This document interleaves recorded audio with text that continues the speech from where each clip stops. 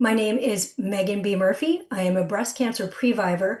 I'm also the editor-in-chief of Woman's Day magazine, the author of Your Fully Charged Life, a longtime TV personality, and most importantly, a mother of three, plus a fur baby. Dempsey, I can't leave you out. My mother-in-law had breast cancer. I lost my father-in-law to kidney cancer. I just lost my brother-in-law to cancer. Like, we hate cancer. Like, we couldn't hate it more. And so for me, it was like my way of saying F you to cancer. Like, my husband and I were like, there is no choice. Once I had the genetic testing, realized I had the CHEK2 variation and that I was at super high risk, like it wasn't even a choice. I was like, we are doing this, we're doing this as soon as humanly possible. I feel so privileged, so lucky to have been able to make a choice and a decision before my body made it for me. Like I got to deal with this on my own terms. Like, how lucky am I? Like, I feel that every day. My mom didn't get to choose. My mom didn't get to choose the second time around. My mother-in-law didn't get to choose. My aunts didn't get to choose. I was like, you know what? I am proactively going to say F you to breast cancer. What a freaking privilege. Like, it to me, it was like the ultimate way to take charge. And I learned so many beautiful lessons in resilience and got so much stronger by virtue of going through that surgery. I mean, like anything and anything that could have happened post surgery did. I mean, I came home from my double mastectomy and my kids brought home lice.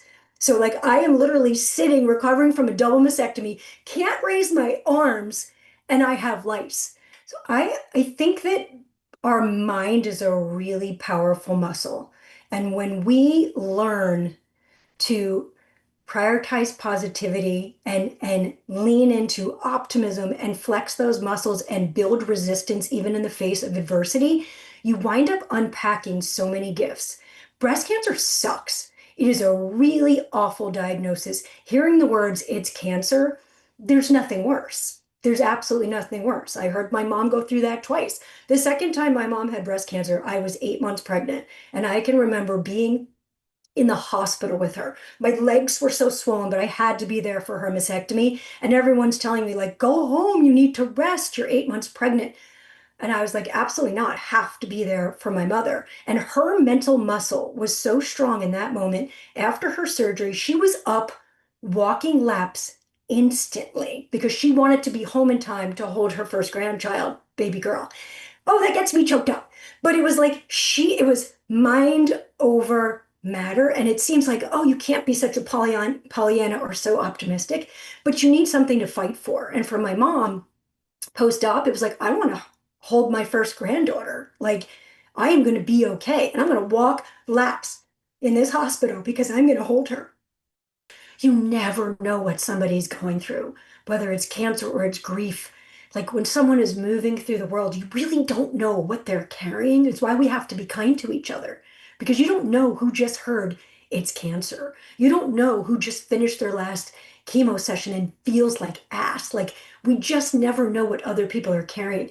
And when we can embrace the world with some semblance of kindness, man, everybody wins.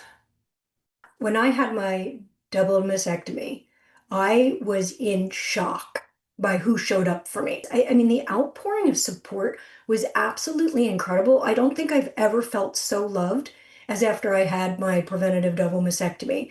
And it just reminded me how important it is to show up for people. Even when it's uncomfortable, just to show up, show up as you are, even if you don't know what to say or what to do, showing up for people and reminding them that they matter and that the world is bigger than just you and we're all in this together, like being embraced by community. That is the secret sauce in life. Well, so after my surgery, my surgeon said to me, so like you can't raise your arms. Like imagine you're a T-Rex.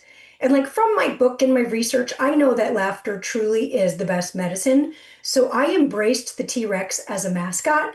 I got like a T-Rex cashmere sweater. I got like T-Rex cookie cutters, and my daughter and I made T-Rex cookies. And I walked around going like, I'm a T-Rex. Like I would walk up and down the block with like a bag on my head like this, and all the neighbors would just smile and wave. And it became just like one of the ways that I could laugh at something that was hard, and it helped me get through it. Just finding that little bit of humor really carried me through the recovery process, which was a lot harder than I thought, even though I chose to bring this upon myself. So I would say my lowest moment, I'm celiac, and somebody brought muffins that were gluten-free. And I had one of these muffins and I started projectile vomiting.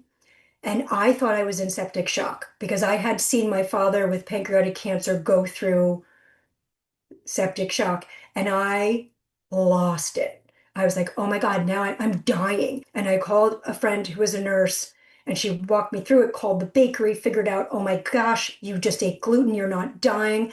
But our friendship has been forever cemented from that moment. And I had so many women that I went on walkie-talkies with once I was able to get outside and really really cemented some beautiful friendships by just having this pause of like, I'm not working for 6 weeks, like I'm just taking care of me. And I connected with women in my community in a way I hadn't before as this busy mom. So the pause of this whole journey was really, really beautiful for me. And it allowed me to develop some friendships that I hadn't put the time into before. And I'm like endlessly grateful for that. I've got ultimate boundaries. Like I have even dialed that up quite a bit because I realize every day is a gift. Tomorrow is absolutely not promised. I am so lucky to have been able to make the choices I've made. And I really, truly embrace every second of every day. I like to say I find the yay in every day. And that has, like, that's how I live. I feel very grateful to be able to guide and hold the hand of other women go forward. I can't tell you how many text messages I get of like, what was that chair you recommended for your recovery? Or what was that bra you loved? Or what was that, meal delivery that saved your life? Like being a resource for other people is also such a gift. Like I've always said, like I'm an evangelist for good information. That's what a magazine editor is.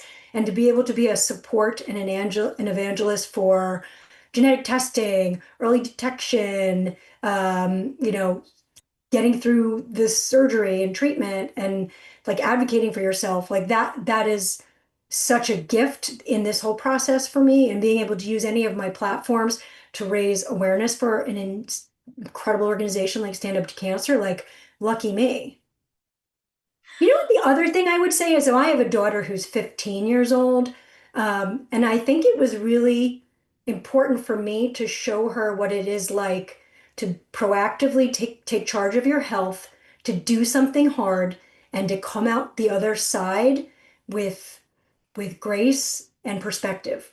And I think that I've actually gotten to be a pretty cool mom role model to my daughter in that way, and I'm also proud of that.